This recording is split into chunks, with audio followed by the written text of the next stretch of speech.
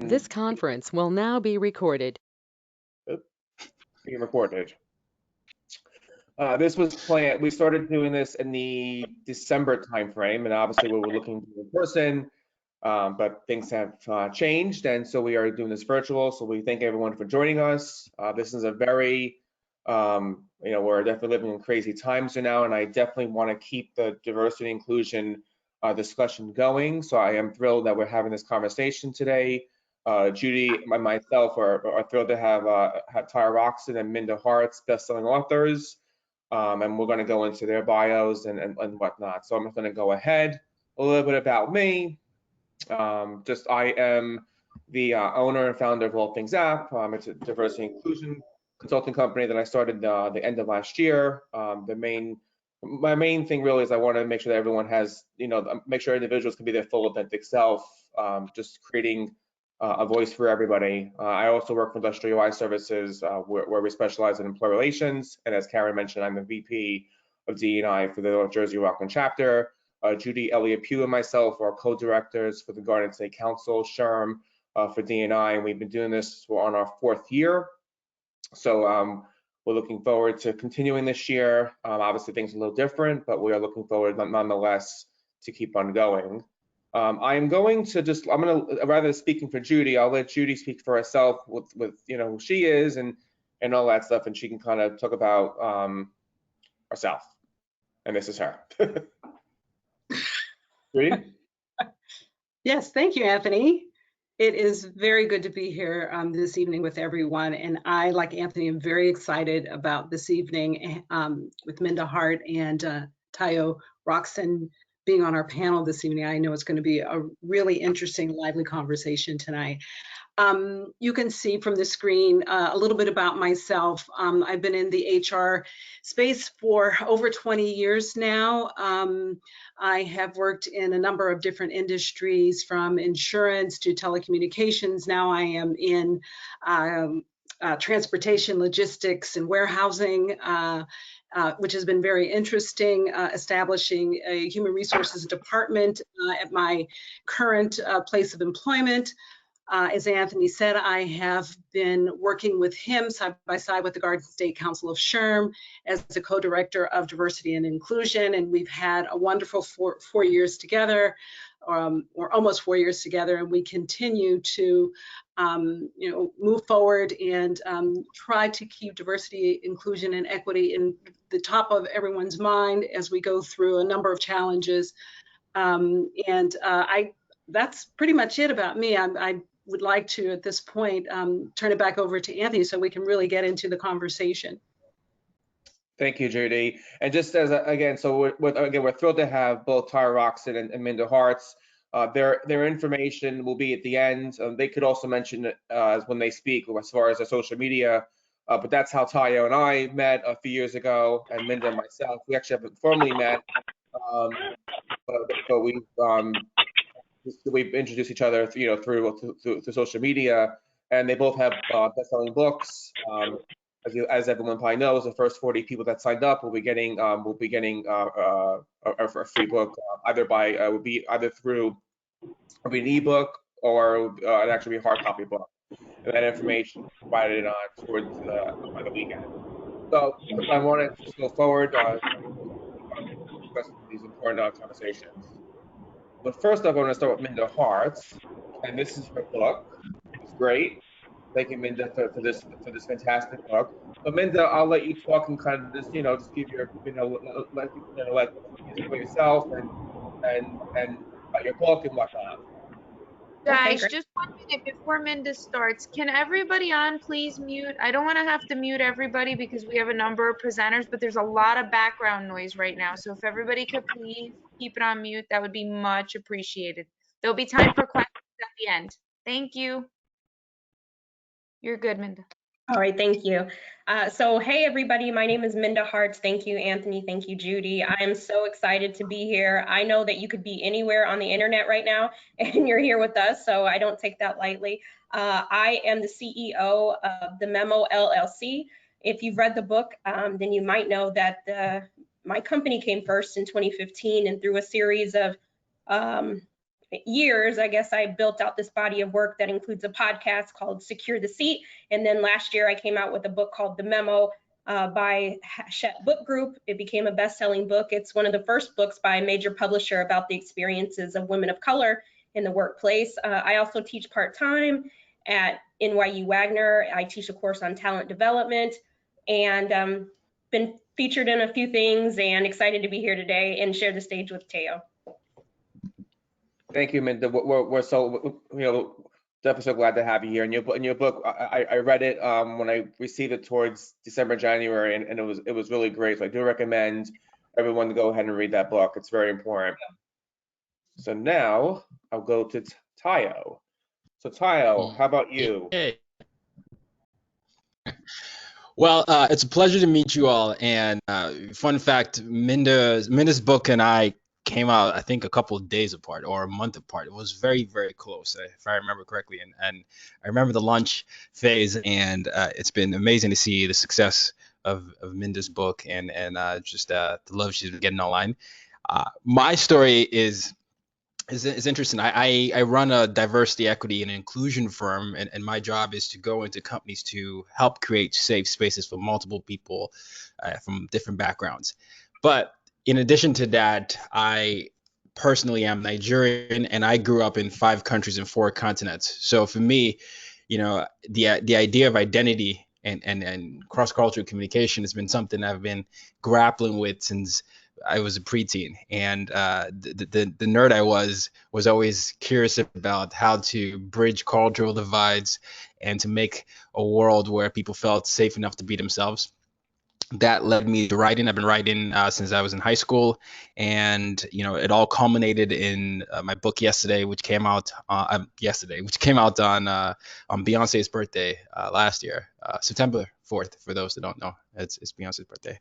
And after that, I've been fortunate to have gone on tour pre-COVID, and here we are. I also teach communications at Felician University. So I'm an adjunct there, and I podcast and coach whenever I can. Thank you. And this is Tayo's book as well. So I highly recommend. Both great books. So we're going to go right into the questions. And also while you're everyone's on, there's a chat box towards the bottom right. So if you want to have any questions, you can always put it in there. We're going to screen them and ask either during or after if there's some time. So please do that. Okay, so, this is actually for everybody, a mental health check. I've been using this. I absolutely love this. This is a simple meme or a that you can kind of use with either when you have your Monday morning meetings with your team. It's very simple to use. Social media, you could always ask, post it up, ask what people are doing. Mental health is definitely something that has been. We definitely needed to discuss more. It has been starting to be discussed more before COVID-19, but it actually has really been talked a lot, and I really think it's important that it keeps to be discussed continuously. So about me, I'm on the doing okay stage. I've been there for a pretty while. Unfortunately, I had to put my cat to sleep last night, so that was not the greatest thing. But so I'm probably green, but for the most part I'm yellow. But I do have a lot of support. So so that's where I am right now. Judy, where are you right now? I think I'm doing okay, I guess. I'm kind of in the yellow. I probably fluctuate between the yellow and the kind of the orangey. I'm doing pretty good. I see light at the end of the tunnel from time to time, and then I don't. And so I think it's just, really trying to move forward and stay positive and do whatever it is that I can where I am to help people to cope, help our employees to cope, give them resources, communicate with them, and keep them engaged in moving forward. Thank you, Judy. And sorry. And Minda, how about you? How are you? Yeah, well, my condolences, Anthony. I'm sorry to hear that. And I'm doing okay too. Yeah, it's minute to minute sometimes. So yeah, I'm probably hovering in the same place as the same heart color as Judy and yourself. Okay. And how about you, Tayo? Honestly, it's the same. I feel like I'm in between doing okay and doing pretty good. There's some days, Anthony, as you can see from my Instagram sometimes, where I'm doing great. Go on Instagram because Kyle makes the funniest videos ever. And they are very funny. And actually did one just a few days ago with the Golden Girls theme. And I love the Golden Girls, so I saw him dancing, and I don't know what he was doing, but it was hilarious. So I definitely recommend following Kyle on Instagram and obviously Minda as well. But it's hilarious. Sorry, I didn't cut in there. Anthony, no, it's okay, Anthony. I don't know what I'm doing sometimes when I'm on there, so it's fine. But I'm in between doing okay and doing pretty good. I think I do see a positive end to this, but with mental health, you just have to feel your emotions when they come. So that's what's been happening. Okay, thank you. All right, so let's go with the first question. So Minda, I saw this a while ago that you received a certificate of a congressional recognition award from Congressman Sheila Jackson of Jackson Lee of Texas, and I thought that was just awesome. So I wanted to congratulate you, and I just wanted to ask you, how did it feel to receive such a prestigious honor? Yeah, thank you. It was a very humbling award, because for many of us who do diversity, inclusion, equity, belonging work, you don't do it to get an award. You don't do it for a trophy. We do it because we want to make the workplace better than we found it. And just to be recognized, when I wrote the book, The Memo, I know we'll talk about it later, but I wrote a book in which women of color would feel seen in the workplace, not just a broad stroke. And the work that I've been doing, advocating for women of color in the workplace to be seen, equally seen, it really made me feel good, because again, you don't do it for the trophies or the recognition, but when you do, when you feel seen, it's a beautiful thing. And so I hold that as a treasure, and it's actually hanging up in my home office now. And so always, as I grew up, I always idolized Congresswoman Jackson Lee. So it was really like a full circle moment for me. Awesome. And is it framed? It's framed, yeah. Better be. Again, that's a huge accomplishment, and again, congratulations. Thank you. And then Tyle, so in your book, you go into offices. It's again, it's use a difference to make a difference, and you go into the beginning, go about your father, and it was really a great job. So your father, who was a diplomat, was a big part of your life. Can you just describe your relationship with him and how it impacted you? Sure. I mean, so for context, I did say in the intro, I'm from Nigeria, and I grew up in 5 countries and 4 continents. But the first 9 years of my life was spent in and out of 2 military dictatorships. And so, a lot of what I was witnessing, were typically the hallmark of whatever you hear a dictatorship is, whether it's tyranny or, oppression or any of that. And that was interesting for me, because as I started to become more aware of my dad's job as a diplomat, we were just transitioning to civilian rule. And I remember the first time I ever felt different. I was, I was 10 years old, and I was this skinny Nigerian kid with a thick Nigerian accent in a French-speaking country in an American international school going through puberty.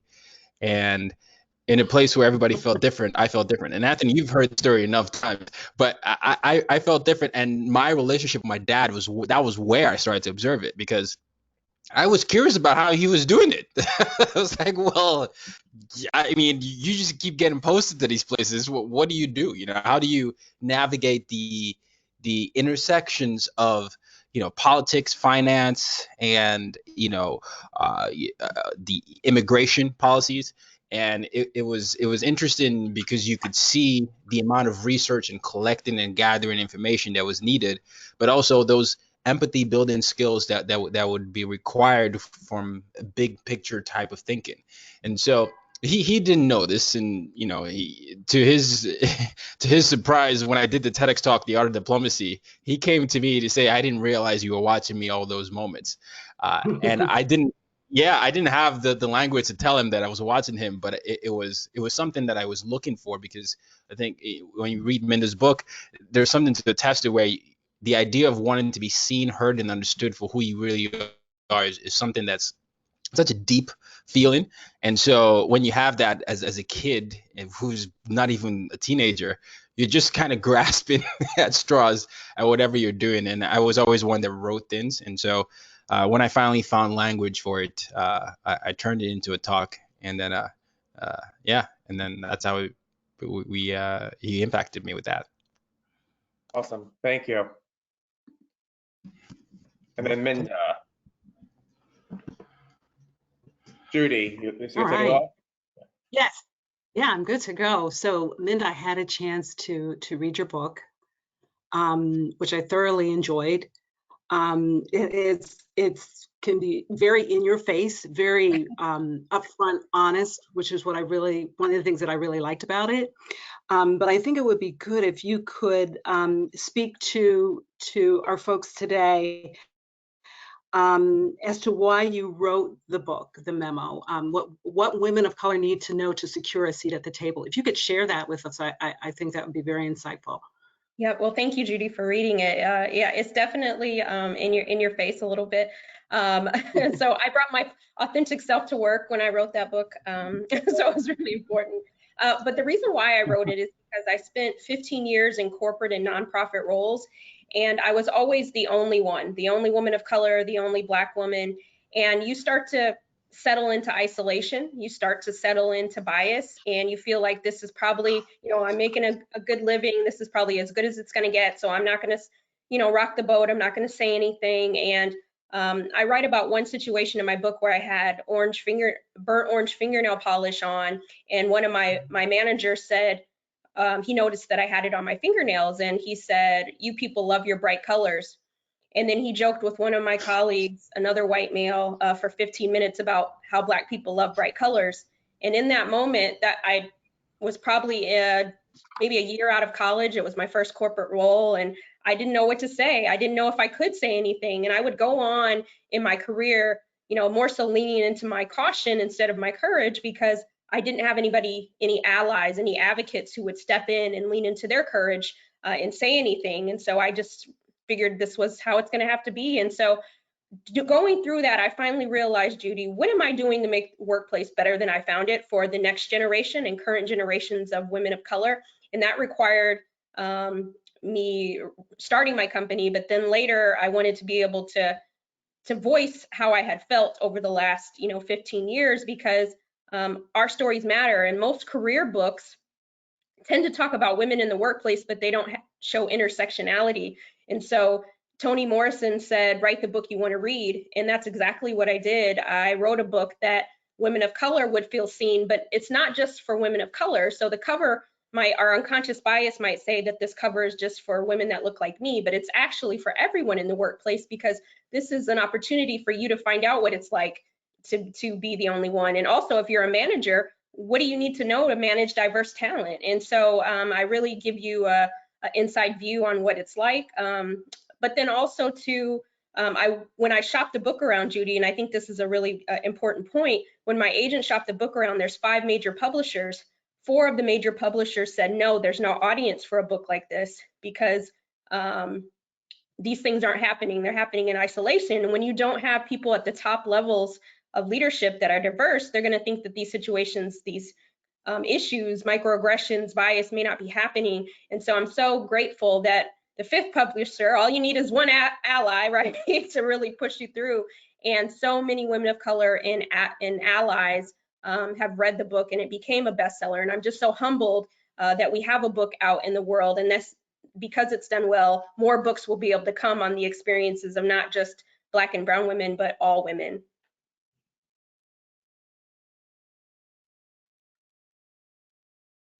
Yeah, I have to cut in. So yeah, the book was really great, and as a white male, it definitely helped me to learn more of what I should do and how to use my privilege to Yeah. help other people. So not only did the book have everything you mentioned before, but it also had tools on resume writing.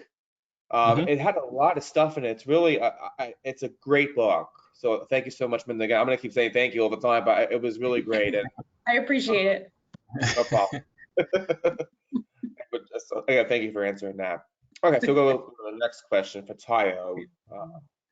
So Tayo, in your book, you indicate that the type of people who know how to connect effectively do these three things. They educate, they don't perpetuate, instead they communicate. So please elaborate. Before I go into my I want to let the EMT go back. Yes, but before I go into my Kendrick Lamar rhyme scheme there, I do want to take the time to acknowledge what Minda was saying, and just Minda as a person, because the idea of stepping into your courage and understanding what it's like to be in isolation is something that I feel like many people deeply resonate with. I'm looking at the comments and I'm seeing, I'm Korean American and I worked in a homogeneous work environment, and I'm seeing even as a Caucasian, I relate to your stories as a woman. But what Minda did was not only trailblaze, the path for other people to continue to share their stories, but it made other people of color realize that it was okay to share that. I have a very similar story. I was right out of college, and it's funny, these things happen right out of college, and I was invited to a wedding in Texas, and I believe it was Lufkin, wherever the Aggies are, Lufkin or Lubbock. I always mix those up, and I was the only black person at this wedding, and this was a guy I'd gone to school with, and I remember the first introduction I got to the pastor, and the pastor, it was doing the thing that people do to me sometimes, like, where are you from? And I'm like, I'm from Nigeria. And they're like, no, where are you from? I'm like, no, I'm from Nigeria. And he was doing that dance to me. And then all of a sudden, when it resonated with him that I am from Nigeria, he clutched his wallet and said, I hope you're not going to scam me out of my money. And, Nigeria has an unfortunate stereotype with princes and credit cards. And I was looking at him, and then it clicked. I realized what he was doing. And then he chuckled and said, oh, it's just a joke. And then the night proceeded to be a weird event, because we were then at this wedding shenanigan, and people were dancing, and the Drake song came on, and the N-word was being yelled, popping out, and then all of a sudden you see all these white people saying the N-word, and I'm thinking, what? This is this? Am I getting punked or something? And then I'm suddenly approached by this old lady who's got to be in her 70s or 80s. And she comes up to me and says, I've just got to congratulate you for being a kind and an elaborate young black man. You have no do-rags and no earrings. And I'm in there thinking, I can't blow up now because this is my friend's wedding. I'm also the only black person here. And I've never been to this city. This is a very small town. And I'm then dealing with the shame of, wait, why didn't I just say something to defend myself? See, someone says I was in a sunken place. And so all those moments where you feel isolated, there's no ally, and no one thinks they're doing anything wrong, these things are real experiences, right? So I cannot express to you how important it is what Minda is doing. But the idea of educating and not perpetuating and instead communicating, for me, is a 3-step model to connecting effectively across cultures. And in the book, I break it down as, with educate, there's an internal education and external education. The internal education involves understanding your biases, your triggers, and your values, right? Before you can ever make an impact, you really need to understand where you need to grow, right? A lot of people don't believe that they have biases in the first place, but we all do, right? This is how we see the world. And so when you are able to look through your biases, you're then able to recognize what your triggers are. How does your body react, right? What is going on? And then when you understand how your body is reacting, you can recognize it when it's happening. And then your values. A lot of people don't know what their core values are. In fact, we are living in a world that's more conditioned than intentional. And so what's happening is people are doing things because they feel like they're supposed to, as opposed to that they want to. And even if they want to, they don't feel like they can. And so I stress the importance of making sure you understand what your values are and you intentionally live them out. And then with the don't perpetuate aspect, it's I'm tackling more systemic issues. You know, a lot of times when you've done the work to be aware and you recognize certain situations that make you, cringe or perpetuate systems of oppression, how do you then use your voice to do something about it? And so in Don't Perpetuate, I talk about the importance of recognizing identity as intersectional. A lot of people are quick to define you as one. Like the pastor, for example, saw me as a Nigerian, and immediately what registered was his definition of a Nigerian. And so how can you recognize that, there are intersections of people? We like to be seen as multiple versions of ourselves, but most of us see people in institutions as just a version of themselves, even with the story with the orange fingernails with Minda. And so identity, understanding privilege, acknowledge your privilege so that you can use your privilege, and then understanding power dynamics. Being able to recognize these power dynamics are so important to break down systemic systems of oppression. And in the communicate piece, it's really about open dialogue. A lot of people are going to be around people that they don't share values with, religions with, and the idea is not that you're going to run away from them. It's, hey, how can you open dialogue and communicate and make sure that everybody has a space for them to talk? And then I elaborate on the importance of equally as good alternatives. There are multiple ways to get there. 5 + 4 is 9, so 6 + 3. But that's a little summary of what those three concepts are. Right. Excellent. Excellent. Thank you, Tayo. Thank you. So, Minda, the next question's for you. Please elaborate when you state that we must address the history of race in our country if we are to advance women of color.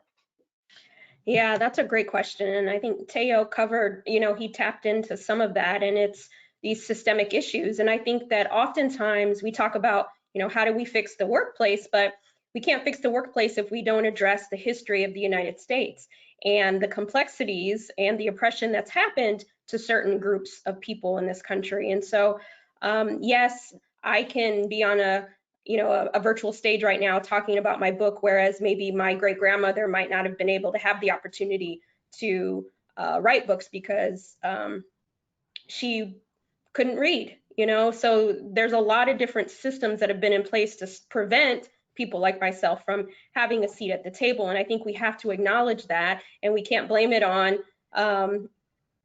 somebody's great back, 400 years ago. We have to own what we have now and how do we move forward. And so what I write in the memo is we talk about those systems of oppression because I think they're important. The late Ella Baker says that we can't rid this country of racism based off of what people of color do. It really depends on what white men and women want to do to erase these systems. And so just this week, we've read that in Fortune magazine, they named that there's the highest amount of women CEOs that there's ever been, and there's 37, okay, which is like 7% of CEOs, and none are Black women and none are Latinx women. And so tell me that systemic issues are not an issue, because stats last year came out and said that Black women in particular were the most educated group in the country, but yet we're stuck at this middle management level. So I'm not saying that everyone at work is racist or prejudiced, but I do think we need to start talking about succession planning, and we need to talk about the pipeline issue, which is not pushing people through past middle management. And so I think we do have to talk about race, because 2020 and you have no Black women as CEOs of Fortune 500 company, not one, or Latinx. I mean, that's a problem, and it shouldn't be just a problem to me as a Black woman. It should be a problem to everyone in the workplace, because what is that showing our next generation, our current generation, to work harder and what they can achieve? And it's not because there's a lack of talent, it's a lack of opportunity. So I talk about that and the empathy gap, because I think there is an empathy gap, and many people will say, well, it has nothing to do with race. well, tell me what it is about then. So, for me, I think we have to have these critical conversations, which I think are crucial. We're all adults, but on the flip side, let's courageously listen. Let's find out how people are feeling. Because if I'm a Black woman at your company and you've never had any Black women or none in the C-suite, but yet you tell me that diversity, equity, inclusion is important, I'm going to stop believing that that's important because I don't see it. So I think we really have to, and I think COVID-19 really gives us an opportunity to really dictate the decisions that we make today will be direct. The decisions that we make today will be the future of work. And so one last stat I want to say is it says that women of color will be the majority of the workforce by 2030, 2040. But my question is, what roles will we have? And I think it's so important that we talk about these things now and we provide opportunities. Otherwise, we're going to continue to be the frontline workers, and that's okay. But some of us want to move up the ladder and we don't have those opportunities. So I think we do have to talk about race, even as uncomfortable as it might be. So I do appreciate the question. I just have a follow-up. I know you mentioned before empathy. Do you also find, in your personal experience, do you find unconscious bias training to be helpful? I think I think that they are helpful. Listen, if we're not doing anything and the first step that you take is unconscious bias training, let's do it. I think it's really important that we have tools in our toolkit because we all have bias, and it doesn't mean we're bad people, but it means that we could be better people. And once we learn to humanize the workplace, then I think that then we can change it. But it really does come from this place of empathy, and I think that we can work on those tools right now and make the workplace better. Thank you. Yeah. And then Tayo, actually this kind of goes into a little bit with what Minda said before too. So you dive into education institutions and say that we should incorporate social justice into the curriculum. And I mentioned how it dives into before because I think one way I guess of tackling the problem we're having now is also teaching race at a in the education system, and I mean like maybe middle school, high school. So how do you so in your book, Tyler, you do go into this. So if you can just go into how you feel institutions can incorporate social justice. Okay, thank you, and thank you for that. So we spend most of our lives in some sort of education institution, family, or workplaces, right? These are the primary institutions that we spend our lives in. Now, if we have a system that doesn't expose people to the world in any of these institutions, what we have is more of the same thing with new faces. And I share in the book, I came to America at 17 years old. I haven't lived in 5 countries. America was my 5th country at the time. And at that point, I knew, exactly what I was going to be. I was going to be perceived as an African American as opposed to an African American in America. And so what I was initially met with, the number one thing that I got from roommates, from friends, from teachers, and from faculty was, how come your English is so good? I got this all the time. How come your English is so good? And then I share a story about someone coming out singing the Lion King song in front of me when they found out that I was from Nigeria, and all these, making all these stereotypical things. If you don't teach these things in education and you start to teach people that, Black history starts from enslavement or colonialism, there is no way you're going to get people on any institution, on any race or any background to humanize people or to see people as more than oppressed people.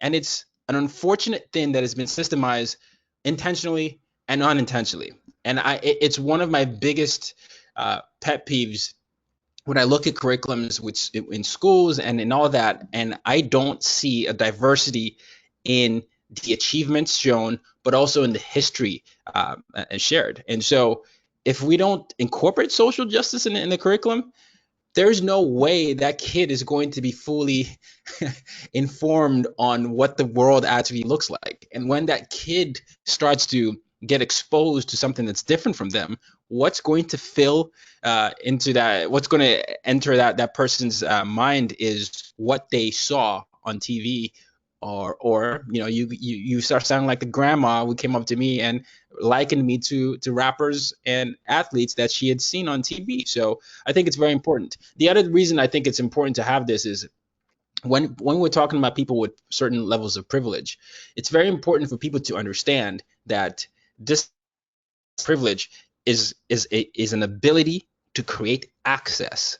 Okay, so as you start getting exposed to this, my hope is that you start to see the injustice that comes to this, and you start to do the same thing to your circle of influence. Hearing something from you with a certain privilege, your circle of influence, is going to land differently than it is from me or Minda, because you're the one that's coming from it. There's a certain level of trust that's already there, and that has to be there. And so I believe by teaching and incorporating social justice in the curriculums, you're going to start developing moral courage in people to do the right thing because it's the right thing, and not because it's performative or it's trendy. Mm-hmm. Yeah, I'd actually like to follow up that with Minda. I like the whole idea of the education in going into the school systems and in doing these things early on so that we can make substantive changes. And I think, Minda, if I read correctly, you had mentioned in your book that some of the things that you told, or not some of the things, but the memo, the types of advice and mentoring, the support, et cetera, in your book, that's something that should be taught in schools as well. So if given the opportunity to develop some sort of a curriculum, because I know that you do teach, for high school, for college, maybe even middle school, what do you think that curriculum would look like? Yeah, that's a really great question, Judy. And it's funny because I'm actually, this is an insider info, but I'm pitching a young adult version of the memo, because when I wrote it, at the end, I realized, wow, a lot of these things that I picked up and the way that I looked at myself and felt about myself happened when I was in grade school, junior high school, being one of the only ones in those environments and not feeling like I had agency or had permission to show up as my full self. I learned to shrink because I saw from, cultural, social norms that, being a Black girl wasn't a cool thing in a town of, predominantly small town, with predominantly white people who weren't exposed to people that look like me. And so I do believe that we do have to have those conversations. And I didn't know any better. And it's so funny because one of my childhood friends came to my book tour stop in Los Angeles last year, and she was sitting in the audience and she listened. And after we were over, it was over, she met up with me and she said, "Oh my God, I didn't realize that I was oppressing you as like a 10-year-old, saying things to you." And obviously I know she didn't mean any harm being that way, but these are the things that we sometimes hear, people in our homes say, and then we say them to our friends not knowingly. And I think if we can talk about have those courageous conversations with our children a lot younger, I think that by the time you get to my age and you enter the workforce, you'll know how to have a conversation with your manager. You'll step in, you'll ask for more because you believe you deserve it, and you won't shrink. And so, and you won't allow people to butcher your name every time they say it, And so I think that part of that curriculum would be self-advocacy, because I feel like that's really important in understanding your worth.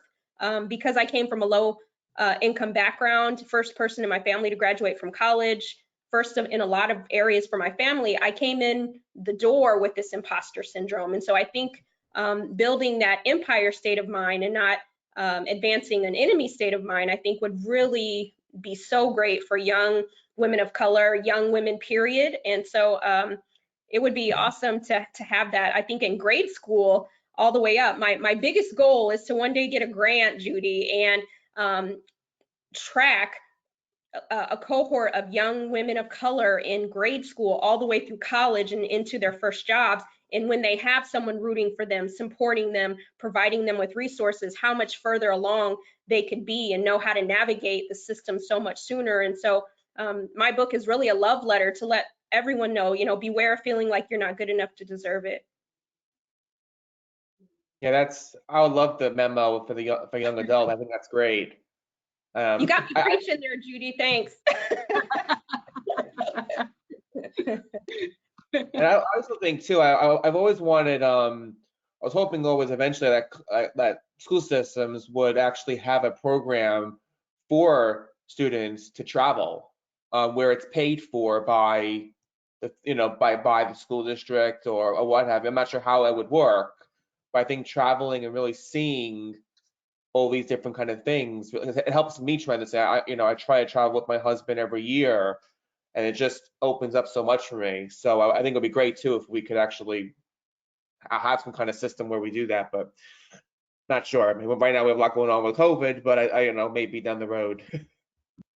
Let me go into the next question, I guess. And Judy, you're going to start off with that, right? Sure, absolutely. Okay. How important, I know the answer to this question, but if you could share, how important is it for you to invest in yourself? And actually, I'd like to add on to that. And both of you talk about, in your books, you mention your books about the importance of using your voice.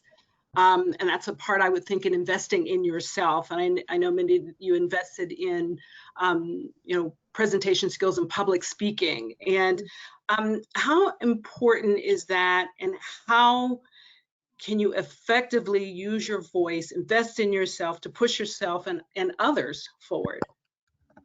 Yeah, it really is important because, so part of the memo is not just saying, hey, this is what everyone else is doing wrong, but what could we do to enhance our skill set? And I think for me, I had to, when I had a very successful quote unquote career in corporate America, and I realized, wow, what were the skills that the people at the table have? What do I need to hone in on? I'm really good at this, but how could I be even better? Or I'm kind of weaker in these areas. What do I need to do to invest in myself? And I think that there are certain things that you can ask your employer for through professional development money, which is always great. But what are those things that you need in your toolkit, right? So that if you do want to apply to a new job, you're already working on those skills right now. And I think during this quarantine period, so if you're, depending on what camp you're in, some people say learn a new skill while you're in COVID, and some will say, just relax, and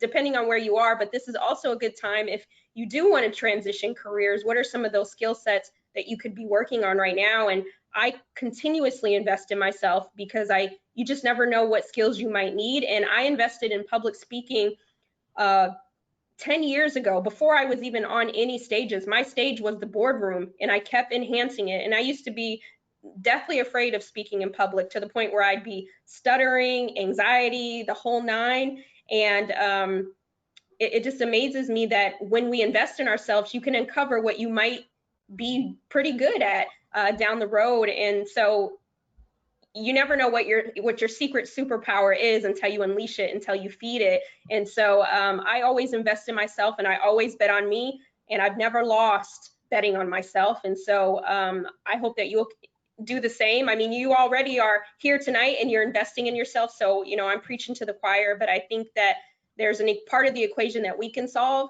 and that is investing in ourselves. So if you want to ask for a raise, maybe you need a negotiation coach, because that's high stakes, right? We don't know everything. And so it's okay to ask to get the extra support. Every team, every captain needs a team, needs a coach. And so that's part of my squad. And I look at my network as my squad. And so investing in yourself goes a long way.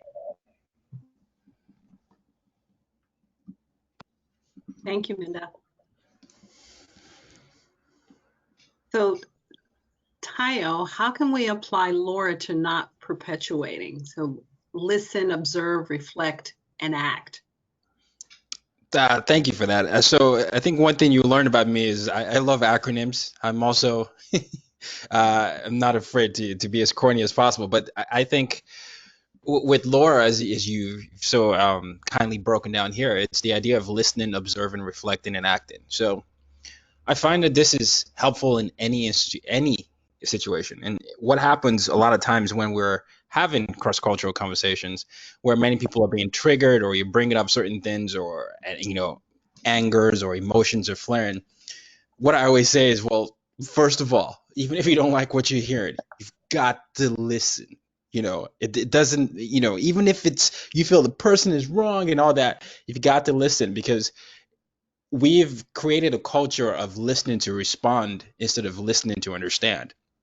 It's across the board. It's in our sports media, it's in our reality shows, it's in our conversations today, and even in our social media. And so that is very important. And the more you listen to understand, you're going to start to observe. And with observing, there's certain things to observe. A big part of communication isn't just what's coming out of the mouth. You're observing body language as well as micro expressions, and those expressions that happen, less than a second. And you're able to take in the room, take in the ambience of the person, but also see how certain words can affect a room, and then reflect. I don't think we take a moment to pause. And something I'm certainly hoping is happening with COVID-19 is I'm hoping a lot of people are reflecting on actions they've taken or decisions they've made. But once you reflect on maybe what you've heard and what you've observed, I would suggest to you that you probably will have a different way of acting. All right, even if you are still firm in your belief, you're not gonna just come at it with the energy you might have before. Because if you've listened and you've observed and you've reflected truly in any situation, there's a certain way you're going to act. Unless obviously someone's coming at you and trying to be violently affecting you or pushing you off a cliff. And so this is just something I give people to remind them. I'll be in a room and maybe a room I'm moderating, and I've been moderating for a little bit. And if something is happening and things are getting tense, I'll just say, Laura, and it's just a moment to pause. But I think it's an important life skill to remember, regardless of anything. And the reason why I say it's essential for not perpetuating is because for people that have been privileged, when you start to bring things up that are perpetuating systems of oppression, they're going to feel attacked. We've seen it on social media. I mean, how many times have we heard about Karens and so-called, people calling cops because this person is just trying to live as they are. And so all those moments, when you take a moment to really observe and reflect, I think unless you're someone that is incapable of change, it's going to be very hard for you to not understand how you are only looking at something from your lens. And so when you do that, I think it exposes you to another perspective, which hopefully breaks down the cycles of oppression. Absolutely. That is an excellent acronym that we all should take in and think about and use on a regular basis. Absolutely. Listening to understand versus listening to reply. I mean, that, you stand and it's like, oh, okay, hurry up and finish so I can say what I got to say. All really good stuff. Thank you. Thank you, Tayo. Thank you. I think, Tayo, in your book too, I think you mentioned diversity, like diary of some sort. Yeah. So I think people, journal. And so people can start to, no, it's okay. They're all the same thing. So some sort of paper, or you can do that virtually or with you. Then I just think it's important to record our observations. I really do. I really do. And whether it's throughout the day or something, if someone did something that made you happy, someone did something that made you angry, sad, I think it's very important, because a lot of what I've noticed with this conversations, and I'm, people me, people who know me know that I like to have very contentious conversations, because I feel like people don't like to get to the meat of things. So I would get involved with the race conversation or LeBron versus Jordan conversation, which is another thing. I don't want to derail it. I know The Last Dance just aired, but I think when we're in these conversations, unfortunately, what's happening is a lot of people will tell me, this is in private circles, hey, I feel bad about what's happening, but I don't know what to do about it. And I want to do something, but I don't want to be seen as a bad person, and I don't want to be canceled. And then I immediately point out to someone and said, well, you're just really highlighting a privilege for you right now, because you can choose to check into this conversation that's an everyday reality for many people. And so how much is your comfort greater than the oppression that many people deal on a daily basis? And the more we record our observations, the more comfortable we are with mistakes that we're going to make, because I make mistakes all the time. I think there's this perception that people that are involved in diversity, equity, and inclusion are perfect and they never make a mistake and they're the only ones that know every single answer. That is patently false. So I find that when you journal, you can see growth and you can start to see how, hey, with this audience it worked, with this it didn't, and then you can start to pick up things on subcultures. But journaling just causes you to just really reflect on certain things you might not have thought about, and it gives you an opportunity to look at something from a different set of eyes. Thank you. My pleasure. My pleasure. This is from Minda's. And actually, both Tile and Minda do mention Superman in their books. So it was, I found it very interesting when you used the analogy between Superman and Clark Kent. It would be great if you could just describe this a little further. Yeah. Mindy, you want to go first?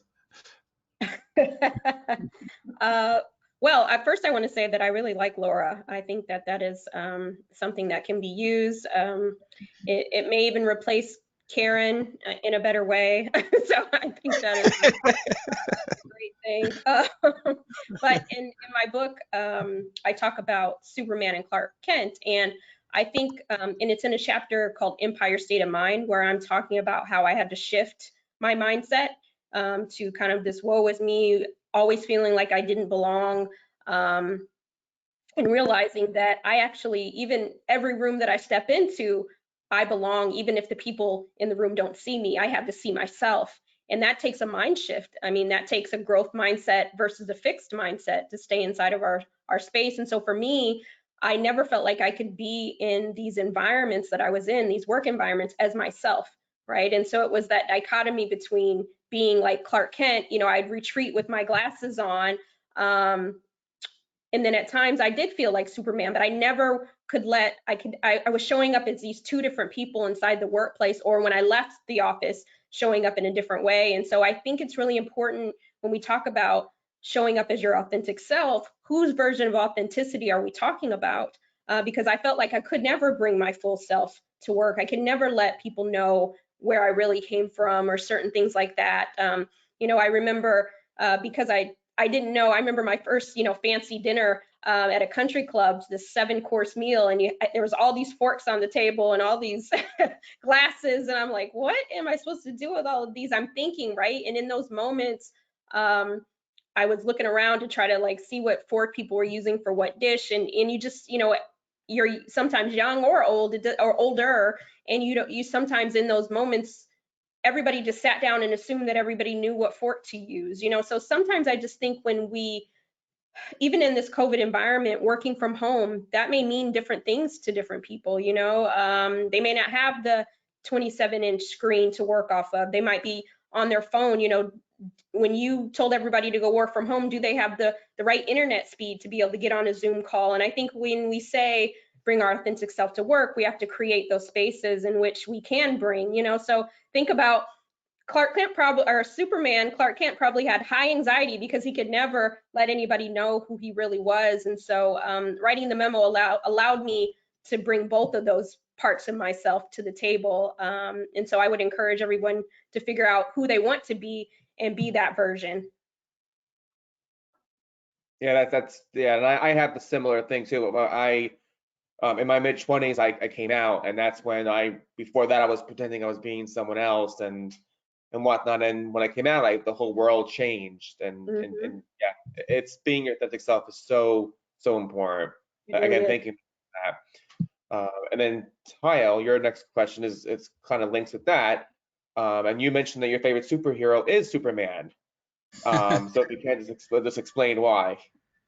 Yeah, I can. And by the way, what you're hearing is the appreciation for nurses. So I know all of you are in New York, but this has been going on for the last 2 months.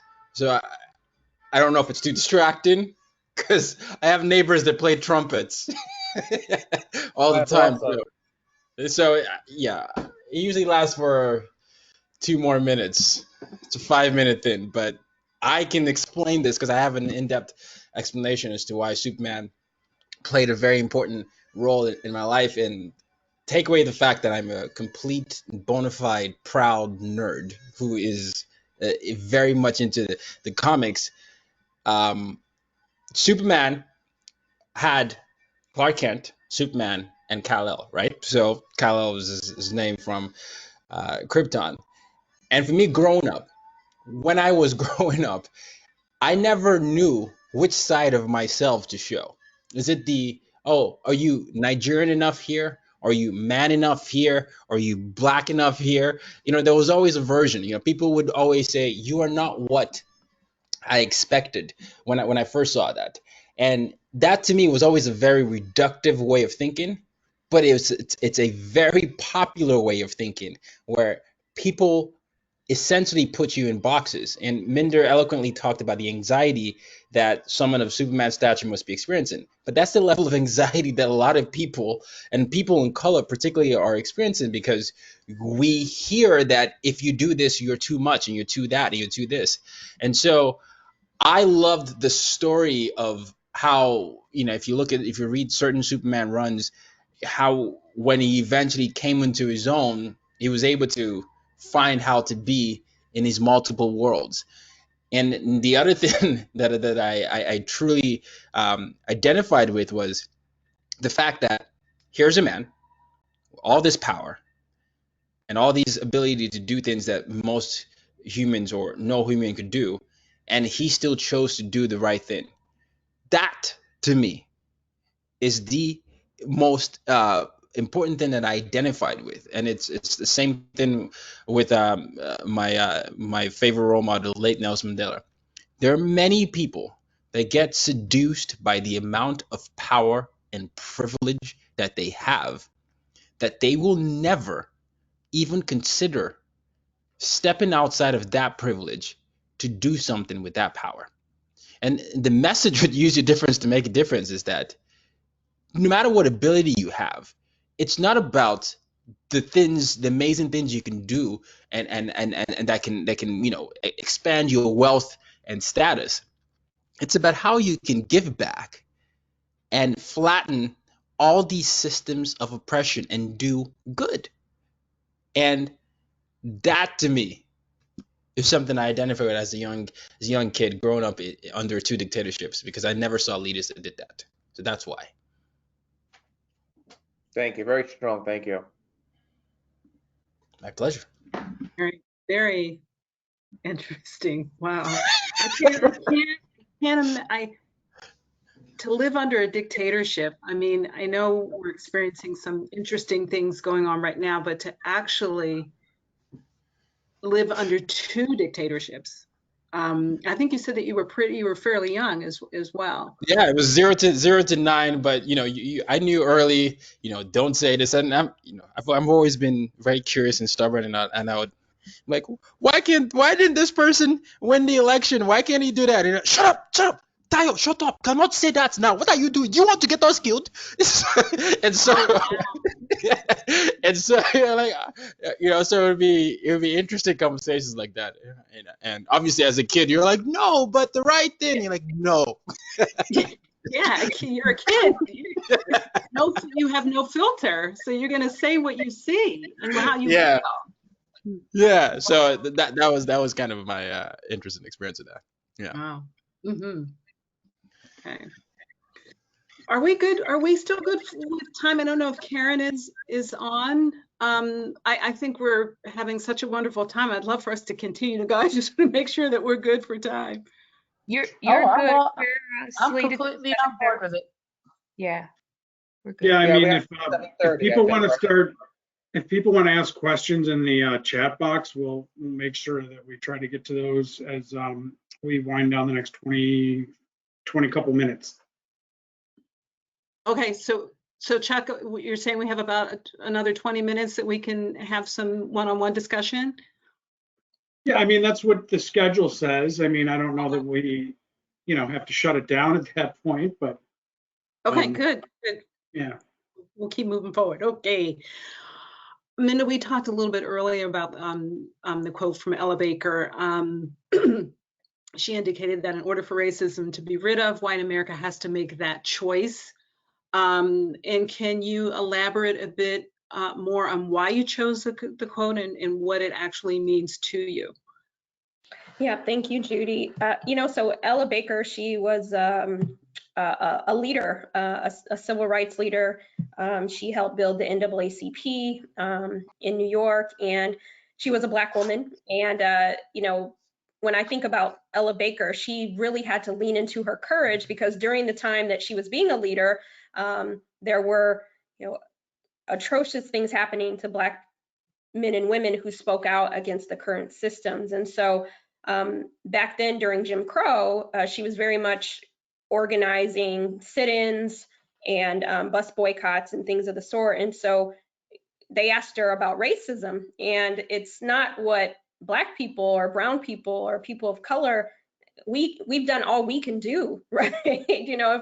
So it's really going to take what I talk about in the book, success partners. We're going to need to allyship to move into action.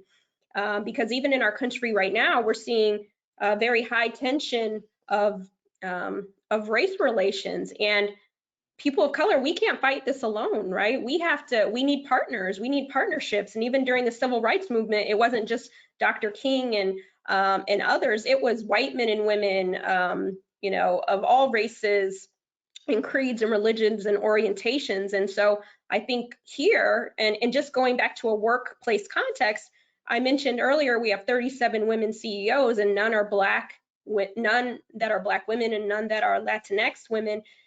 We can't change that. Only the people, the majority in power, can change that. And so if we want to rid this country of all inequity, it's going to require the majority to do something different. And so it's not a shaming thing, but it's an action thing. And for me, it's like, don't tell me that you're an ally if you really don't want to lean into your allyship. I don't want it to be a nice thing that comes out of anybody's mouth. Allyship takes action. And if you're not ready to be an ally, then sit down, but if you're ready to be an ally, Rihanna said it best, pull up, let's do this work, let's make the workplace better. And I think we have to be honest with ourselves, because allyship takes courage, and not everybody is built for tough. So I use that quote because I think it really encapsulates, the climate of our country and what we can do to make workplaces more equitable and just in general.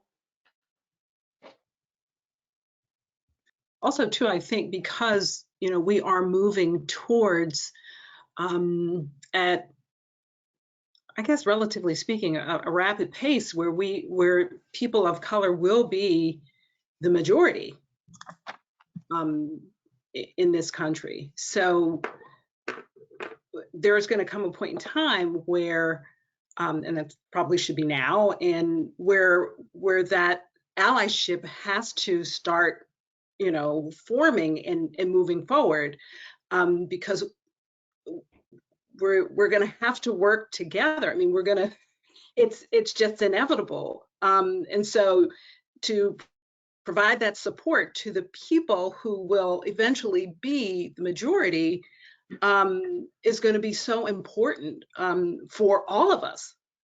Yep.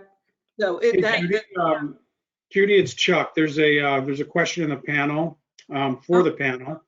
Do you believe that code switching perpetuates unconscious biases?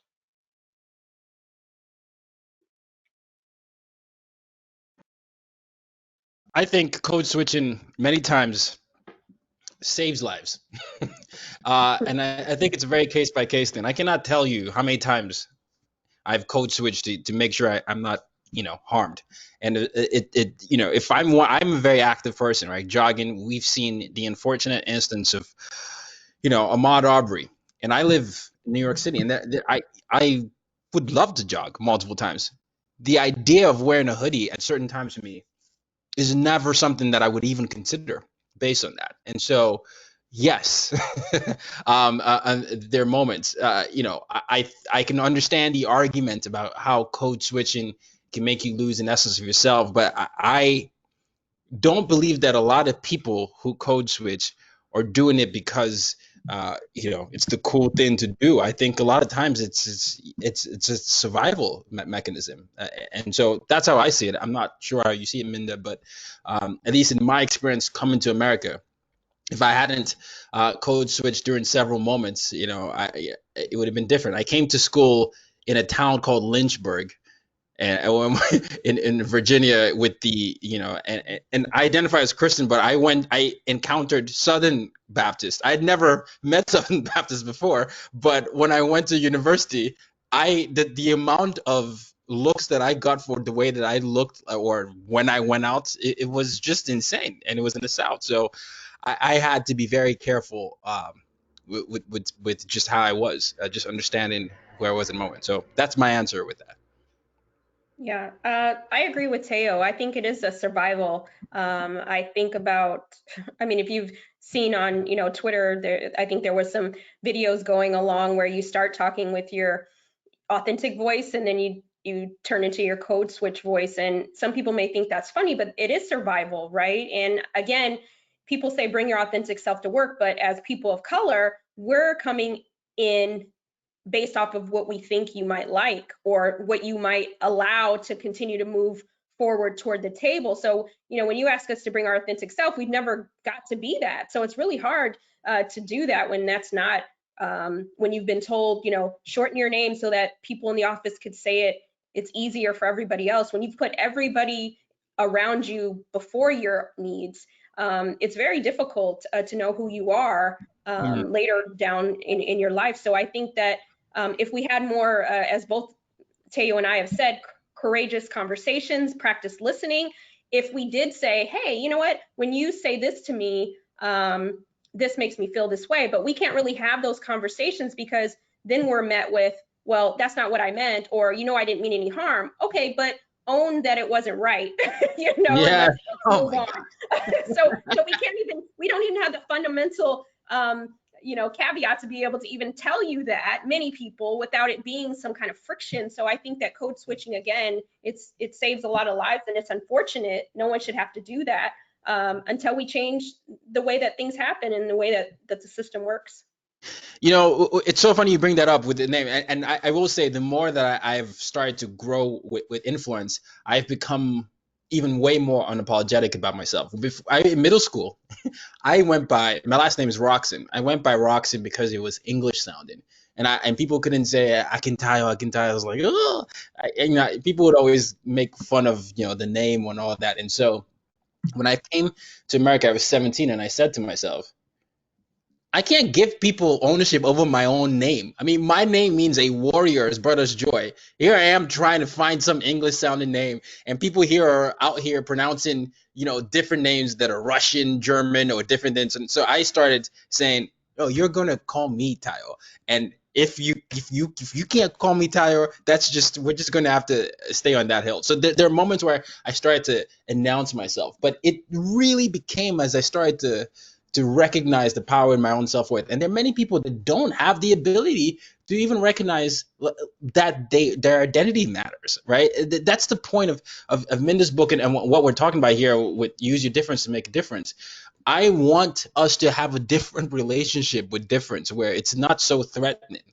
And, I know to some other people will be saying, well, you're code switching, you're part of the problem.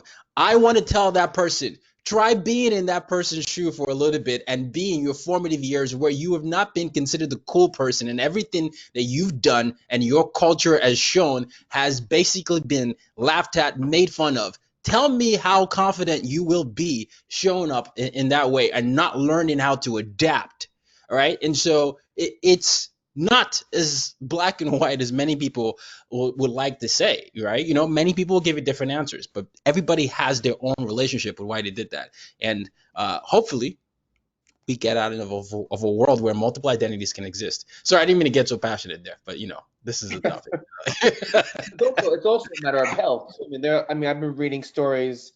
People call her for food shopping wise. They've been wearing masks, and they've been cops have been telling them to leave without wearing a mask. I mean, with the mask situation. So it's very serious. It's something Serious.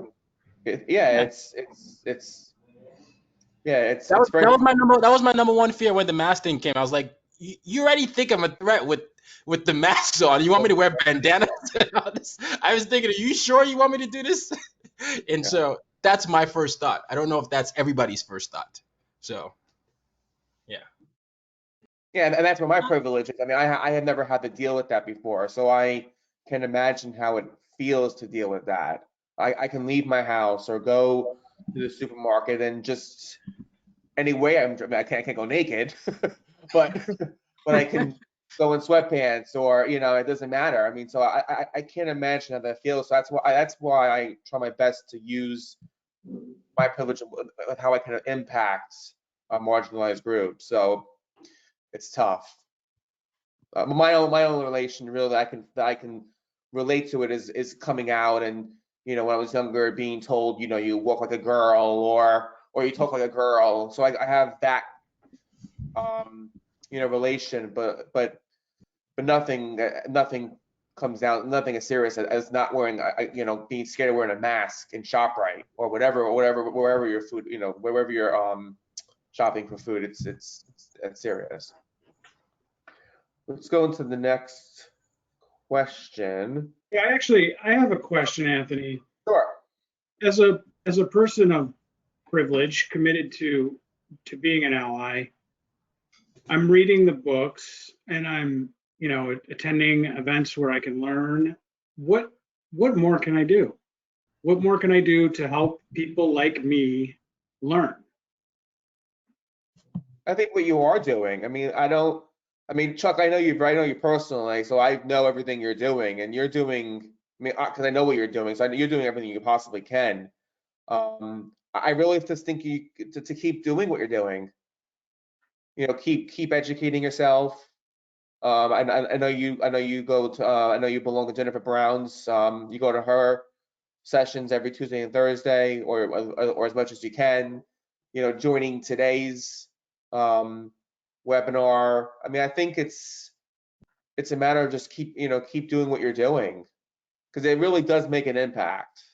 You may not realize it, but it does.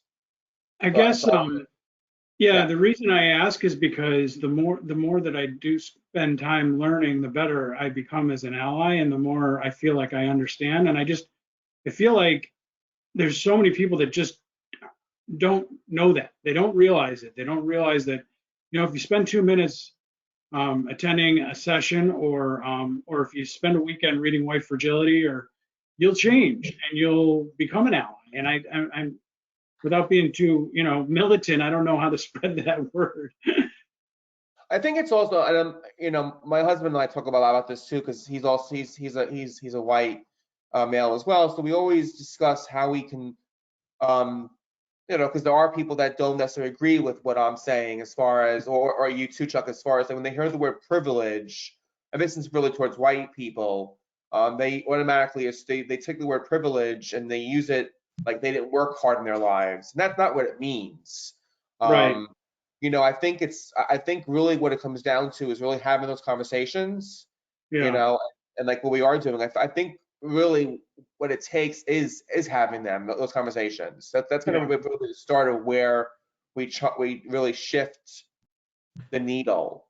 And I think just doing what we're doing now in this webinar, bringing it to the corporate life and having the conversations, doing it in small groups, and then doing the unconscious bias training. I think unconscious bias training is good, and even bias training, because we all have both.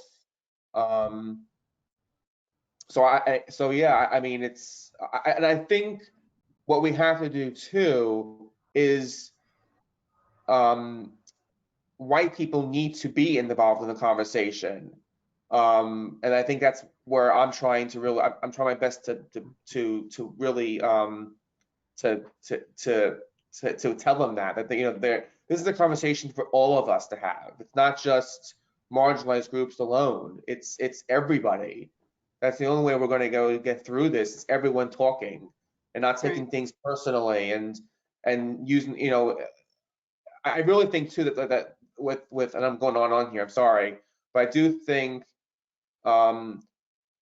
with white people, we really have to own up to the privilege. But I think we also have to define what privilege is, because I think when people hear the word privilege, they automatically assume that they didn't work hard or that they didn't have a hard life, and that's not what that's not what it is. So yeah. Again, sorry, I don't mean to take control of the panel here. I also think too, it's important for them to also know what's in it for them. I mean, it's not only, from an altruistic standpoint, I mean, the right thing to do, but there are so many things that you get from it. So it's the cultural exposure, it's the ideas, it's the just being exposed to things that you've never been exposed to before, when you put yourself out there. So I think a part of it as well is thinking about, because we always want to know, well, what's in it for me? What am I going to get out of this? And there's a lot to be had. There's a lot to get out of it. And I think people need to start really thinking in that mindset, what's in it for me? Wow, this is what I get if I do that, or if I do this. And, I just my 2 cents. No, I appreciate that. So just for just to let everybody know, we have a question in the panel here, and we have about 5 minutes. I think Karen's going to want to give out the HRCI code shortly at 7:30. But let me ask this question for both Minda and Tayo. Can you share experiences of other people of color acting as gatekeepers and blocking your access? What can we do to ensure we help one another more than act in a territorial mindset?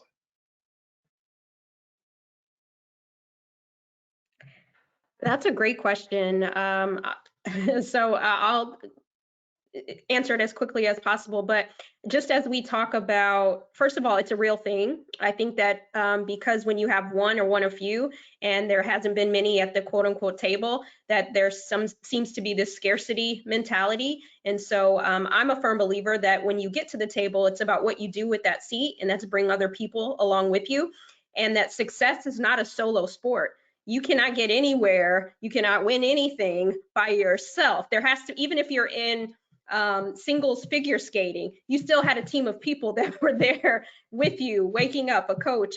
So I think it's really important that we, just as we're talking about having courageous conversations with, white men and women, or we have to have them with each other, and we shouldn't give people who look like us a pass on bad behavior either. And so I think that we have to have these conversations with each other, and again, leaning into our courage and giving people the benefit of the doubt. And lastly, I'll say, my mindset has shifted to not who isn't helping me, but who is, right? And so who can I also help? So sometimes we focus on those people who are always blocking us, and that's a waste of energy. Find your tribe, find your squad, and focus on those who are, and you can invest that same energy in them, because we'll butt our heads all day against the wall for gatekeepers. Find the people, find your squad members who are going to help you move forward, because let's be honest, that's an old way of thinking, and those people are going to be left at a picnic table by themselves if they keep that up. Yeah, no, I agree with Minda. I think a lot of this is already it's already energy draining, first of all. And so when we start to focus on things that don't, serve us, I'll say personally, I am avidly against, someone like a Kanye West, for example, popular or unpopular opinion, and I don't invest in even discussing anything I see anymore, because to me, I feel like if you're going to do something that's against the culture, I'm just going to focus on who I can impact and influence. And so I would, if that's the case with some gatekeepers, I would focus on how I can be a gatekeeper to someone else and how I can create a community and change the narrative. That also feeds into this narrative that a lot of times people, there's this crabs in the barrel mentality, but there's this monolithic thinking that people of color are all one type of way. I just like to expand the conversation. So my focus is always on, expanding conversations. There are good people, bad people in multiple different parts of the things, but I don't want people that are blocking people to be defined as a whole. So I just focus on what I can do to add value and find my tribe, like Minda says. Thank you. But yeah, what I did was I started while Kyle and Minda were talking. I wanted to just put information in contact, because I know we're getting close to the end here. So I did put that information there. Minda and Kyle, if you can put your contact information in the chat box so people can reach out to you with any questions, comments. I want to keep the conversation going, and it really can be through all the various networks. I know Kyle's on Instagram, Twitter, I think TikTok, all that, and Minda's on all. Minda too, and Twitter. I'm not doing the fun stuff that Teo's doing. I'm mostly on Twitter. I do see you on Instagram now. I see your stories. Yeah, stories. Yes. I'm not TikToking yet. Not yet. Me either. I haven't got there yet. But I want to really thank everybody. This was a great conversation. There were a lot more questions, but I'm just pleased that we were able to have a fluid conversation and answer questions from the chat box. I just have a few. I also put in information to contact Judy or myself. That wasn't in part of the slides. Just one of the things too. I'm a very big believer. I really believe in the unconscious bias training. So I did put up here the site. If no one has ever heard of the IAT test, the Implicit Association test was created by Harvard. There's the link here. You could also just Google it very quickly. It's on there. There's this. You can gain a lot of information on there, and you could also use those as tools for for team efforts with HR or whatnot. And then I just also have another slide here, which is called CEO Action. Actually, my organization, All Things App, we're a part of it. It's a great website. It has a lot of tools. So you could have your CEO commit to it, and you also could have pledge yourself as well. And they actually have an unconscious bias bus that goes around the United States. It's really great. So I just recommend that. And again, we're all in this together. We really are. So again, thank you, Minda and Kyle, for joining us. We really had a great time. And again, this is their information to reach them. And and thank you, Judy, so much as well. Thank you both. Thank you. And thank you all. And I'll leave it to Karen now to end it off.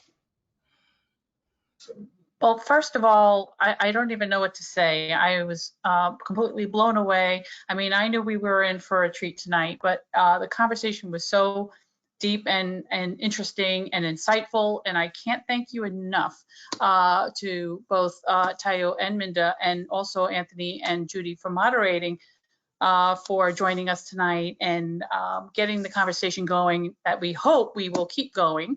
And everyone has learned a little something today to take with them going forward. So thank you again very much. I'm going to get on video really quick just so I can give a go. Yay! I got to give you the yo clap. Thank you so much. And so for everyone else, we could have made this, we probably could have gotten more credits for this since we took the conversation longer than usual, but we were approved for one SHRM PDC and HRCI credit.